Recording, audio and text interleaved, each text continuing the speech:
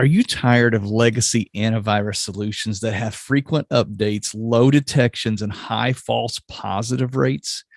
Tanium does things no one else in the industry can do. And we found a partner with complementary disruptive technology that is like magic plus magic for mind blowing malware blocking.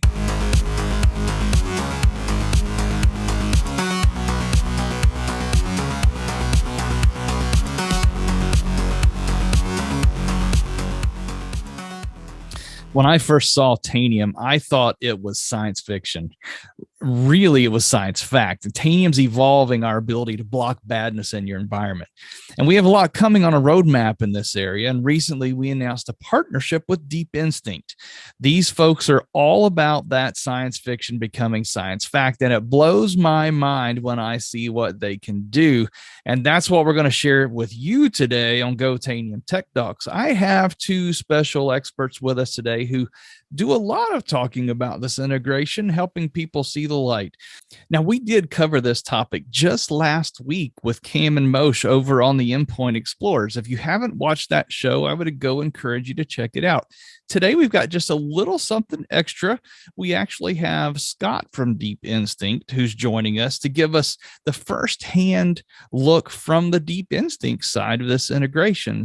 So we've got Derek and Scott here. Scott, go ahead and introduce yourself. Thanks, Ashley. Appreciate you having me on the show today. So Scott Chennels, been with Deep Instinct a couple of years now. Love this technology, love talking about it. So very much looking forward to spending some time with everyone today. And Derek? Hello, everyone. My name is Derek Carver, and I am a technical solutions engineer with Tanium. And I've been with Tanium coming up on 6 years this year. And I've been working with the Deep Instinct integration team, and I'm happy to be here today. The funny thing I say about a lot of the guests on this show is, yeah, we were on the same team when I hired Ed. Tanium was a much smaller company 4 or 5 years ago, and Derek was on my team, and we've been on several offsites together, lots of stories we could tell, but we want to tell a different story today about some of this mind-blowing malware blocking that we now have this integration with. So first up, Scott, what is Deep Instinct? So it's a question we get a lot, right? Because we're not a household name right now. And when I think about what Deep Instinct is, at its core, what we set out to do was to really build the best prevention at the endpoint that we could do. And we built this using what's called deep learning, which is really just an advanced subset of traditional machine learning or classical machine learning, which is just under that whole umbrella of AI. And the results that we get by leveraging end-to-end deep learning, it's been amazing. And we're gonna actually show you that today. So what do you do with that deep learning? What's the effect on the endpoint? So when you talk about what the effect is, are you talking performance? Are you talking efficacy of blocking? All of the above? Because I could talk about any of it, right? Because this is a show for admins, I'm getting a little bit ahead of myself, but I know it's on the top of mind that for a lot of people, they're thinking, wait a minute, there's a lot of processing that goes on with machine learning. So am I going to take the CPU at top of mind? Everybody's got to know that right up front, right? So when we talk about all this deep learning, when I'm talking to folks about deep learning and training and all the stuff that we do that we've done to build this product and to update it a couple of times a year, all of that training and the learning that's happening, it happens in our labs, 100% of it.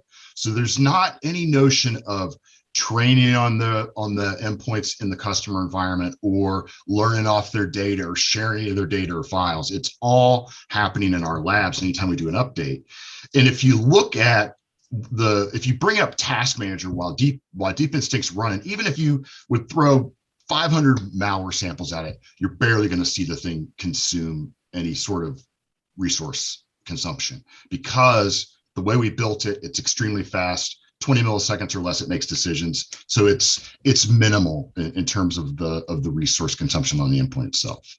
That really is mind blowing. It really is. So Derek, you've been really close to this on the Tanium side.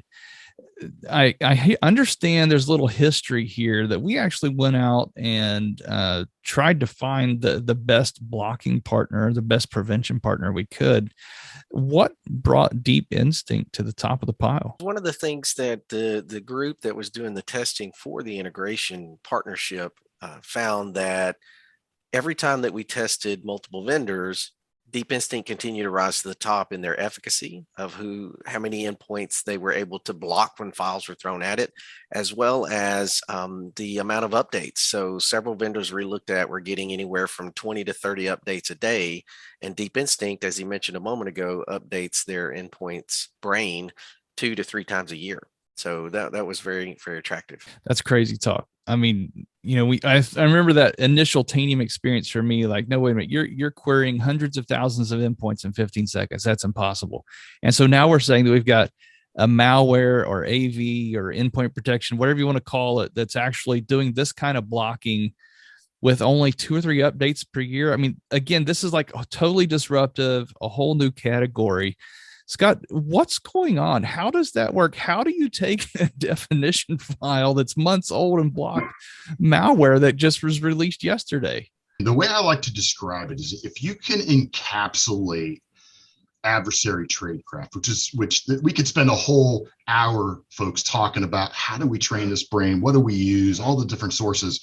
But if you can use raw data, right, which is what deep learning by definition, it's all about, raw data, feeding all that raw data into this artificial brain, and it learns what bad looks like, and it learns very, very accurately, right? So you've got a very, very high efficacy rate against your ransomwares and all the other stuff that we're seeing every day in the news. And conversely, you're not picking up stuff that's false, right? That's false positives, stuff that we know is good. So it really comes down to deep learning and how we have built this proprietary framework to train on this data and ultimately deliver a very fast, very effective solution for the endpoint. And I'm guessing the rest of that, just like Tanium, that sounds like there's some secret disruptive sauce in there. So we won't ask you to give away the recipe, but right. Derek, for our audience here, these are Tanium admins watching the show today, and they're really curious to see, okay, what is this going to look like with an integration perspective from the Tanium console? Can you show us some of that? Sure, absolutely. So today, this is kind of our phase 1 integration. Let me go ahead and share the screen and we'll talk about it. What I do here is this is a part of an endpoint that I have that's managed both with Tanium and has a Deep Instinct endpoint installed on it as well. And it's in a lab that's behind a couple of different firewalls, so I kind of keep it segmented off as well. And what I do as a part of the testing is we'll show how the integration happens. And today the integration is that the Deep Instinct agent will communicate as it blocks something on the endpoint, that block information over to the Tanium client. And then the Tanium client will surface that information up into our threat response alerts module. So if I go ahead live and we'll go grab some sample malware, I'm going to download it. And you can see I've pulled it down. Now I'm going to go ahead and open up that in the Finder. And you'll see if I choose this and go ahead and choose to extract it, I'm going to extract it out. And as it prompts me, because industry standard is it's going to put a password on it. So I'm going to enter in the password. And as I go to get that out, then within that 20 milliseconds, you'll see here Deep Instinct has actually blocked that file. Now, if I move over to my Tanium console, I can go into the threat response version of the module. And if I go to the alert section, then we'll see here in the alert section that from the perspective of being able to see the data that comes in from the Deep Instinct agent, it's important to understand the Deep Instinct agent is not communicating back to the Tanium server. It's communicating to the Tanium client on the same endpoint. So you're still leveraging the Tanium platform to populate all these alerts back in. So here's the alert that came in. I can go ahead and look at some of the details on this alert. You'll see the event source is Deep Instinct. You see all the other additional telemetry data that all the threat response users are used to. And if you look down here under additional data, it'll give you through the Deep Instinct engine, the brain that's determined the probability of what this malware is. And this says it's 80% a dropper. And so we're able to quickly do things. If I wanted to, as a SOC analyst, take a moment to go ahead and say, hey, this endpoint has got an alert on it. Just out of caution, I want to go ahead and quarantine that endpoint. You can do that directly from this section here. If I wanted to make a live connection to the endpoint and then be able to reach back to see the path, and how that then, as you saw the process we walked through, you would be able to take action by saying, okay, this file explorer was then spawned by Chrome, and then could go leverage back and see how this threat actually got there. We also passed the hash as well. So if you wanted to go and leverage the Tanium platform to ask an enterprise-wide question about where else this hash might be, then you can find it at rest on disk and other endpoints that may not have the Deep Instinct agent installed. And the integration is so simple. So let me take just a moment and show you what the Deep Instinct integration looks like. When you come to the configurations for all those admins out there that have installed threat response, you know there's different profiles, and part of a profile is an engine profile. And that engine has a simple configuration that just says you're going to generate Deep Instinct alerts, which basically tells the Tanium client, look for a communications channel with the Deep Instinct agent to populate the alerts back in, and then bring those alerts and surface them in the alert section of threat response. So real quickly, if I create an engine profile, I come down, it's as simple as checking this box for generate Deep Instinct alerts. So the integration portion of it's super simple. We also have the ability to deploy the Deep Instinct agent. You can either leverage Tanium Deploy if you have that package to do the distribution of the Deep Instinct agent, or you can create your own package if you choose to. The only thing required for the integration is an additional flag or an argument on the Deep Instinct install, and it's simply /Tanium. And that tells the Deep Instinct agent you're going to communicate on that little back channel to the Tanium client. And that's all there is to the integration to be able to set it up. It's fun doing this show because over and over we get to see things that customers have asked for, and it just blows me away how here I am. I'm a Tanium employee selling you that I'm impressed with Tanium, right? That just sounds really biased, but I am every time we do these things because it's so simple, right? You know, like when we did the provision episode, like all the steps that would normally you would think would be complex to make an integration like this happen, we've really made it easy. So again, this is just great stuff for our customers. So Scott, I'm curious, you know, Derek talked a little bit about why this was attractive to Tanium. Maybe you could tell us a little bit on the flip side of this. Why was this attractive to Deep Instinct to partner with Tanium, and how does Deep Instinct benefit from that as well? A lot of the times when we would go in and talk to customers and prospects to say, hey, you got to see this technology. It's amazing. It's arguably the best in the industry in terms of preventing malware. As you'd walk through some of that stuff, whether you're demoing, whether they're evaluating the software, what we would find was people would look at it and say, well, this is awesome, right? But what about, how do I look at the anatomy of the attack? What if Deep Instinct's out running on an endpoint? How do I find out where else may this be in the environment, right? And so we saw, and I'm not a Tanium employee, right? But when I first saw the speed with which you guys could extract this data from these endpoints, and it was like lightning speed. It was much like what we were doing, right, with prevention. But to be able to look at all that forensic data, respond to an incident beyond just a single endpoint or a handful of endpoints. Now I can go look at the estate and say, hey, here's the state of my environment. I see these alerts. Now I can take Tanium and just go blow that up to see exactly what's going on in the environment and truly be able to respond. Nice. It's the visibility, right? The visibility in an incident, the ability to respond. Okay, we found this thing. Now, where else is it, right? And how fast can I get that visibility? You're right. And it's magic plus magic is the way I like to describe this. It's great. So, Scott, one of the benefits of Tanium is that it's cross-platform, Windows, Mac, and Linux. So I understand that Deep Instinct is cross-platform to some degree. Could you tell us what are the minimum OS client versions to run Deep Instinct? Yeah, for sure. So right now, Windows 7 and above, Windows 2008 and above, all the recent Mac OS versions. We got Linux covered.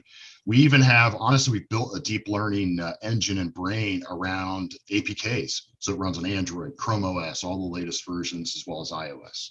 So it's very broad in terms of our coverage and even some of those, what I guess we would call legacy operating systems.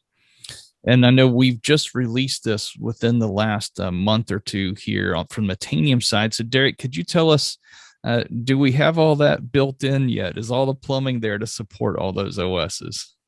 Yeah, so great question. We announced the partnership in November, And this in a phase one, we are supporting integration with Windows endpoints today. And we're in the process of testing Mac endpoints. And the future would be that we would also support Linux endpoints. And that's the three big OSs that the Tanium agent resides on. So today it's Windows. Very shortly, it'll be Mac integrated as well. And then after that, we'll follow up with Linux. Now, before the show, we were joking about peanut butter and chocolate, right? These things just go together, bacon and eggs, whatever. Use your food analogy of choice. I'm curious. These two guys that I've got on the show today, Scott and Derek, they are peanut butter and chocolate because they show up on a lot of calls together. I've been on customer calls. They even spoke at our Converge back in November. So they've given this talk a lot of times, and that's why I wanted them to be the guests on the show today, because they also know what are the common questions. So Scott, I'm going to start with you. When customers see this, or people who are interested in trying this out for the first time, what are some of the questions that they ask? A lot of the stuff that we've covered, what OSs are you supporting? How does this integration work? Am I going to have to go now to both the Tanium console and the Deep Instinct console? Right. And what we love about this, obviously, that second question, we love the fact that everything's in threat response, right? You saw Derek show that to you. So those are some of the questions I get. How easy is it to install? We talked about deploy, right? Tanium deploy, go shoot it out there. It takes very little time to get the endpoint lit up, right? No reboots necessary, all that kind of fun stuff. So it's usually integration questions. How do they play? All the stuff we talked about from a performance and resource consumption perspective. But it's a beautiful thing, right? The marriage and what we're doing with this is very exciting. So Derek, how about you? What questions do you hear commonly from customers? Some of the same questions are, how hard is it to set up with the integration? And I showed it's a matter of clicking a checkbox today. The deployment of the Deep Instinct agent is one that you can leverage our deploy package today or create your own, as I mentioned. But some of the ideas that we're batting around is that we could potentially have a profile in threat response that would be the executable itself. You would have the correct values there for IDs and flags like the /Tanium flag and others that you potentially could leverage. And the idea there is that we could tighten this integration up in a phase 2 and phase 3 as well, where you could carry other configuration information in that profile and obfuscate the need to have to go to that Deep Instinct console. So a lot of folks are asking about that as well. File exclusions, process exclusions, things of that nature. Mind-blowing malware blocking. I just keep coming back to that. And again, I'll just say this again. So I'm a Tanium employee. The reason I came here was because my mind was blown. All right. And that's the fun part of doing this show, is I get to see this stuff firsthand and watch it work and say, hey, go check it out, because it's going to blow your mind too. And forgive me if I'm enjoying this too much. Okay. And I'm not trying to be salesy, right? I always try to say that because I'm an engineer in the industry. He's been doing this for decades. And when you see stuff like this for the first time, you're like, wow, nobody else is doing this. Why aren't people screaming this from the rooftops? It's so amazing. So, Derek, if I'm a Tanium customer or thinking about buying Tanium, what do I need to do to get this in my environment? How do I take the first step to make that connection? First thing you'd want to do is talk to your TAMs as well as your DSAs, your sales party. And from there, you would be able to leverage the connections with the Deep Instinct sales and engineering team as well to prove out a proof of concept. But on the technical side, you would need at least Threat Response 3.5 is the minimum version that supports the integration today. Well, gentlemen, thank you so much for this review of the Deep Instinct integration. Scott and Derek, thank you for coming on the show to talk to our audience today. And I just have to think, if I were in the cubes of everyday IT infrastructure, this would really make me excited. And I know on my work Mac here that I'm recording this show, right, that we've got Deep Instinct running. So we've got these things in our environment. We're testing it. We're making it better. We're getting it out there. And so, as always, that Tanium is on the cutting edge of innovation. And it's great to find another partner in the industry like this, where we can make this integration happen for you, our customers, to bring you this incredible value. So thank you for joining us on today's episode of Go-Tanium Tech Talks here on the slides rolling after the credits here, so to speak. You'll see some takeaway bullets. Also, in the show notes here down below, while you're down there, hit the like and subscribe and all that business. But then in the show notes, there's also some article links. So there's some press releases and some an article that Derek wrote on our Tanium blog to tell you a little bit more about it. So you can feel free to share that with others if they have questions as well. So thank you for joining us for this mind-blowing malware blocking on Go-Tanium Tech Talks. And until next time, Go-Tanium. Go-Tanium.